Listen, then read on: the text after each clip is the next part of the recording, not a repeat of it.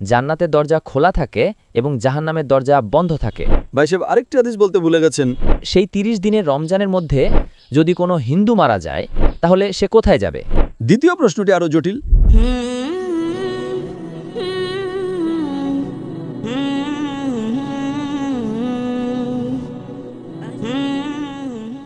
আমার একটি প্রশ্ন আছে। আমি শুনেছি যে রমজান মাসে ৩০ দিন জান্নাতের দরজা খোলা থাকে এবং জাহান্নামের দরজা বন্ধ থাকে, কিন্তু সেই ৩০ দিনের রমজানের মধ্যে যদি কোনো হিন্দু মারা যায় তাহলে সে কোথায় যাবে? ভাই সাহেব খুব ভালো এবং সঠিক প্রশ্ন করেছেন। প্রশ্নকে কখনো ভুল বলা উচিত নয়, ভুল বললে তো প্রমাণ করতে হয়। ভাই সাহেবের প্রশ্নটি হলো, তিনি হাদিসের উদাহরণ দিচ্ছেন। অনেক হাদিস আছে আল্লাহ রাসূল সাল্লাল্লাহু আলাইহি ওয়াসাল্লামের, বুখারী এবং অন্যান্য হাদিস আছে যে রমজানে আল্লাহ সুবহানাহু ওয়া তাআলা জান্নাতের দরজা খুলে দেন এবং জাহান্নামের দরজা বন্ধ করে দেন। ভাই সাহেব আরেকটি হাদিস বলতে ভুলে গেছেন যে শয়তানও বন্দী থাকে। তো তিনটি বিষয় একসাথে, আল্লাহ সুবহানাহু ওয়া তাআলা শয়তানকে বন্দী করেন। তো ভাইয়ের প্রশ্ন হলো, যদি রমজানে ৩০ দিনের মধ্যে কোনো হিন্দু মারা যায় তাহলে সে কোথায় যাবে? অনেকে প্রশ্ন করে, শয়তান শিকলে বাঁধা থাকে, শৃঙ্খলবদ্ধ, কড়া, হাত করা তো বলতে পারবো না, কড়া কড়া শিকলে বাঁধা। শয়তান শিকলে বাঁধা থাকে, তবুও আমরা দেখি গুনাহ হচ্ছে। যদিও রমজানে গুনাহ কম হয়, তবু গুনাহ তো হয়, তাই না? তো শয়তান শিকলে বাঁধা থাকে, তাহলে গুনাহ কেন হয়? এটাও একটা প্রশ্ন, প্রশ্ন কি না? যদি শয়তানকে আল্লাহ তাআলা শিকলে বাঁধা রাখে রমজানে, আমরা দেখি তবু চুরি হয়, হয় কি না? কম হয় কিন্তু হয়। তবু লোকেরা মদ্যপান করে, কম পান করে। যখন শয়তান শিকলে বাঁধা, তবে কেন এই ভুল হয়? কিভাবে এই গুনাহ হয়?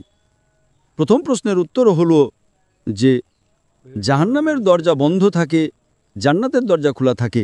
যদি কোনো হিন্দু রমজান মাসে মারা যায় তাহলে কোথায় যাবে? সে যাবে প্রথমে বারজাখে। কোথায় যাবে? বারজাক। বারজাক মানে মধ্যবর্তী সময়। মানুষ মারা যাওয়ার পর সরাসরি জান্নাতে যায় না, সে বারজাখে থাকে। এরপর হাসরের ময়দানে সবাইকে উঠানো হবে, হিসেব নিকাশ হবে। সূরা আল ইমরান অধ্যায় নম্বর 3 আয়াত নম্বর 185, চূড়ান্ত প্রতিদান বিচার দিবসে দেওয়া হবে। কুল্লু নাফসিন যায়কাতুল মউত, প্রত্যেক প্রাণী মৃত্যুর স্বাদ গ্রহণ করবে। চূড়ান্ত হিসেব নিকাশ হবে বিচার দিবসে, কিয়ামতের দিন। আর যে ব্যক্তি জাহান্নামের আগুন থেকে বেঁচে যাবে এবং জান্নাতে যাবে, সেই এই দুনিয়াতে সফলতা লাভ করবে। এটি কোরআনের আয়াত। চূড়ান্ত হিসেব নিকাশ কবে হবে? বিচার দিবসে, এখানে নয়।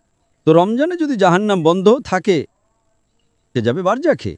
রমজানের পর তো জাহান্নাম খুলবেই, তাই না? রমজানের পর তো দরজা খুলবেই, তাই না? হ্যাঁ, খুলবে। তো যদি সে শিরক করে থাকে, আল্লাহ ও তার রাসূলের কথা না মেনে থাকে, তাহলে সে বারজাকে শাস্তি পাবে। জান্নাতের দরজা খোলা থাকবে, জাহান্নামের দরজাও খুলে যাবে। খুলে গেলে যখন সময় আসবে তখন সে জাহান্নামে যাবে। একদম। এই প্রশ্নটা তো সহজ ছিল। দ্বিতীয় প্রশ্নটি আরো জটিল। যদি শয়তান শিকলে বাঁধা থাকে তাহলে ভুল কাজ কিভাবে হয়? তারপরও তো গুনাহ হয়, যদিও কম হয়। আপনি যদি যাচাই করেন দেখবেন রমজানে গুনাহ কমে যায়।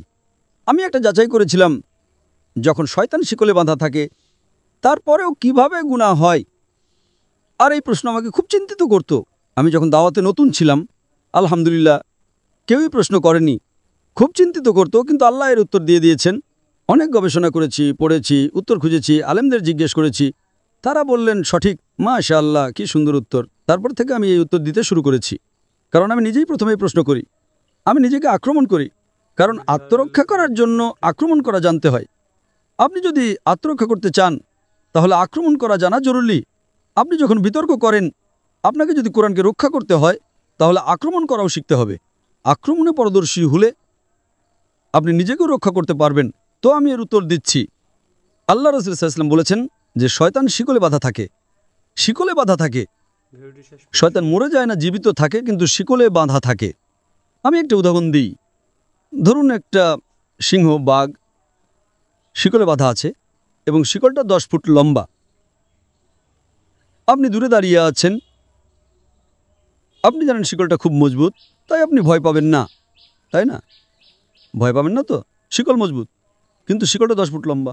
যদি একটা বাঘ বা সিংহ শিকলে বাঁধা থাকে আর শিকলটা 10 ফুট লম্বা হয়, আপনি 30 ফুট দূরে আছেন, শিকলটা মজবুত, আপনি কি নিরাপদে থাকবেন না? ভয় তো লাগবেই। ভীরু হলে ভয় লাগবে, তাই না? এমনি তো সিংহ ছাড়াও ভয় লাগতে পারে, কুকুর দেখে পালিয়ে যাবেন, বিড়াল দেখে পালিয়ে যাবেন।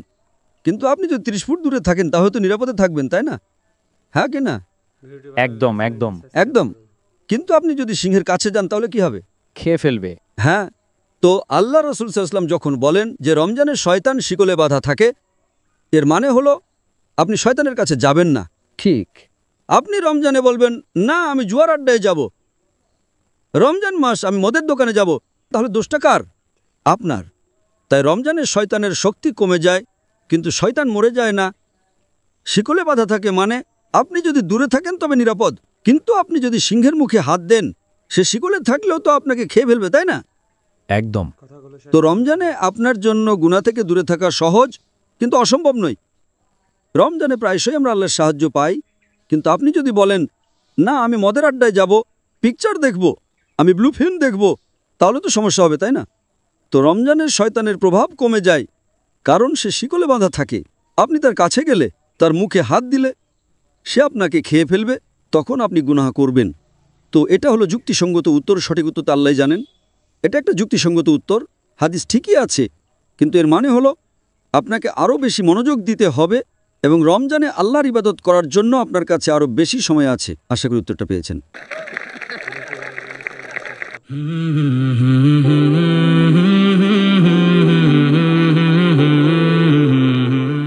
আসসালামু আলাইকুম। ভিডিওটি ভালো লাগলে চ্যানেলটি সাবস্ক্রাইব করুন।